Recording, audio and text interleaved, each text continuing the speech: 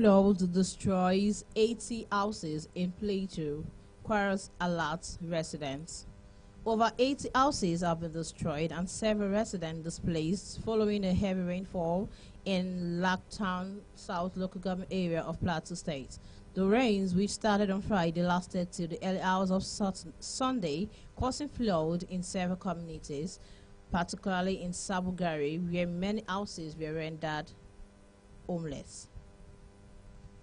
A resident of Hagwan Barracks in Sabugida community, Mr. Nandu Solomon, confirmed the incident to the Punch in Jos on Sunday. Solomon said that the incident had shown the people in the area it was huge. Right now, over 80 houses have had their houses flooded, while many others have been rendered homeless. The displaced persons are currently searching where to stay, while others are staying with neighbors or friends and relatives.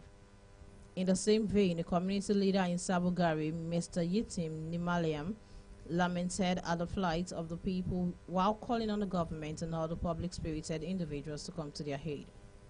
Yitim said, "We appeal to the government and relevant authorities to come to our rescue.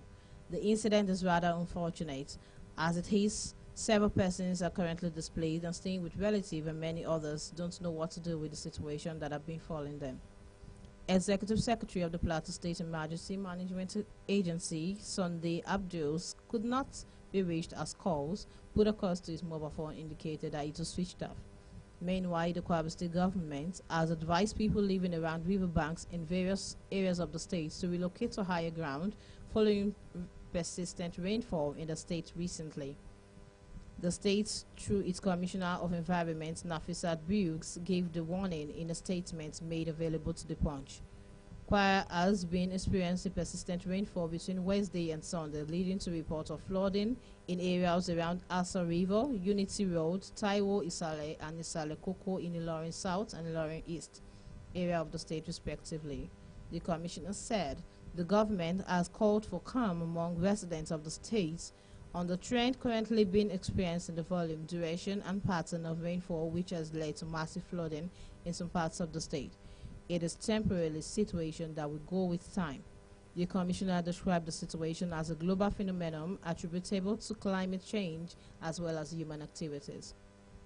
She listed efforts of government to stem to tide to include continuous dredging of Asa River, construction of embankments, distilling of drainage across the state, provision of additional waste bins, expansion of dump site for proper waste disposal, encouragement of waste recycling, irrigation system for farmers, regular advocacy and sensitization on environmental issues via the media, interfaces with relevant stakeholders and enforcement whenever necessary.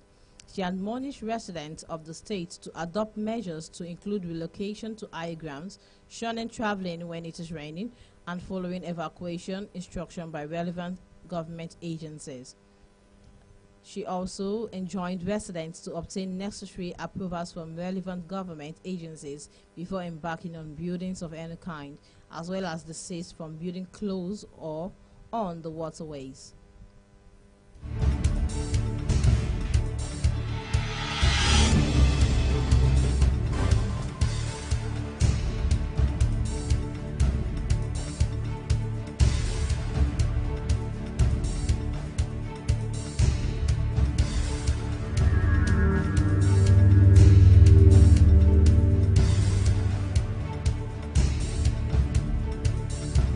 Food program support for farmers.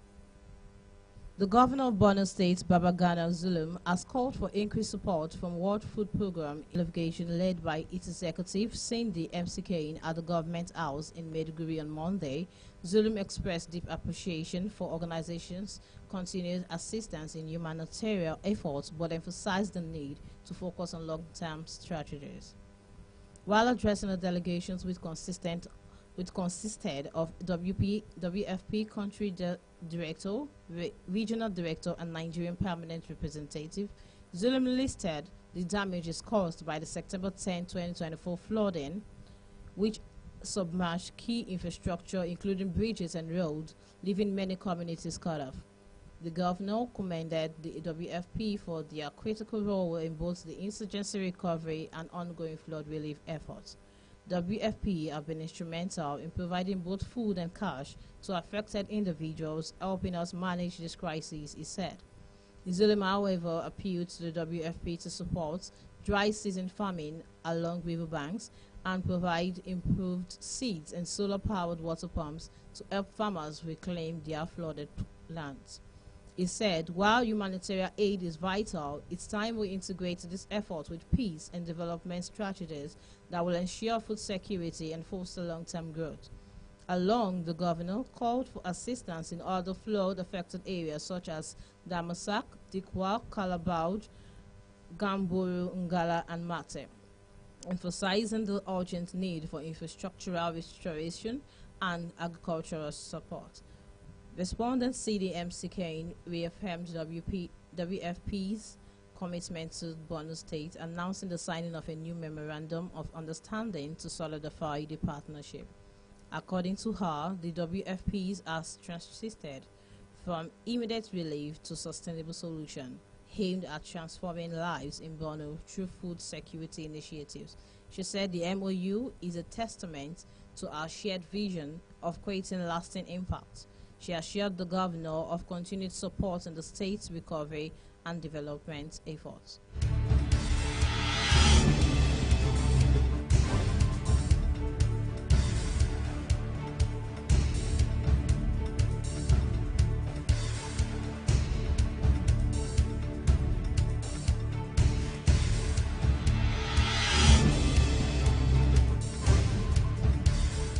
Nigerians react as Very Black Man shares another alleged call recording of Bobrisky.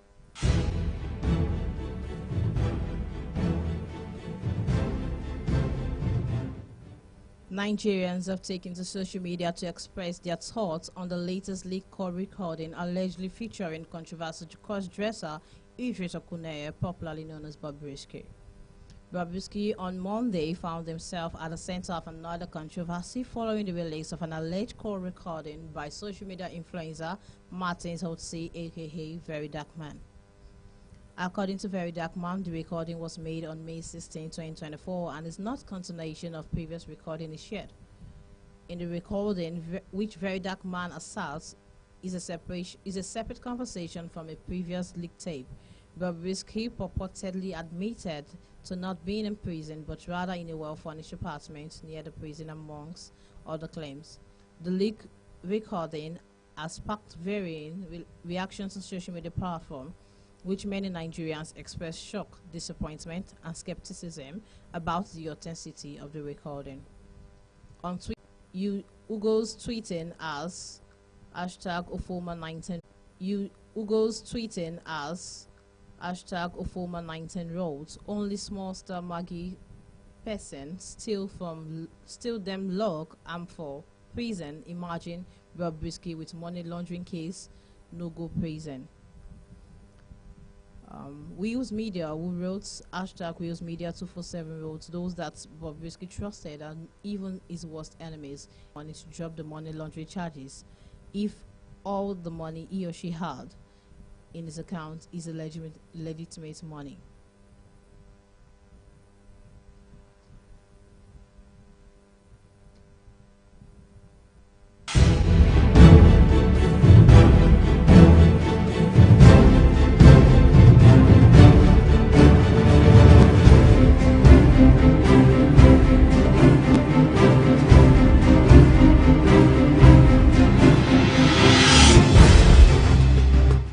Police arrest 20-year-old for killing hunter in Ogun State.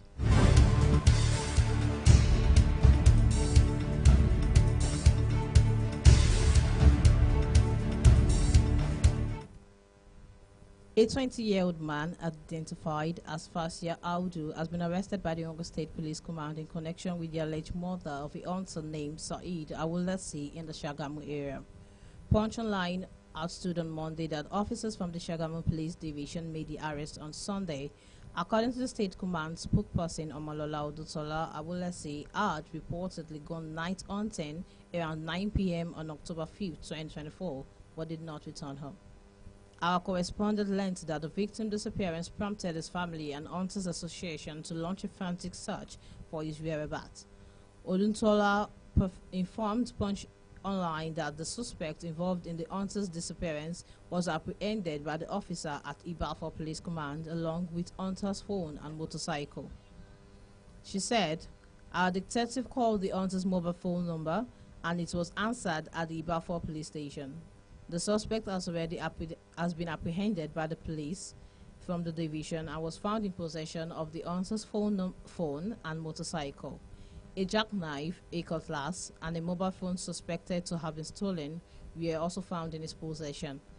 The suspect was later handed over to the Igbeba Police Division for further investigation." During interrogation, the suspect confessed to killing Awolesi and stealing his motorcycle and mobile phone. He led officers to the crime scene where the victim body was recovered, bearing signs of violent injuries. The spokesperson added that the body has been recovered and taken to the mortuary in Shagamu for an autopsy as part of the ongoing investigation.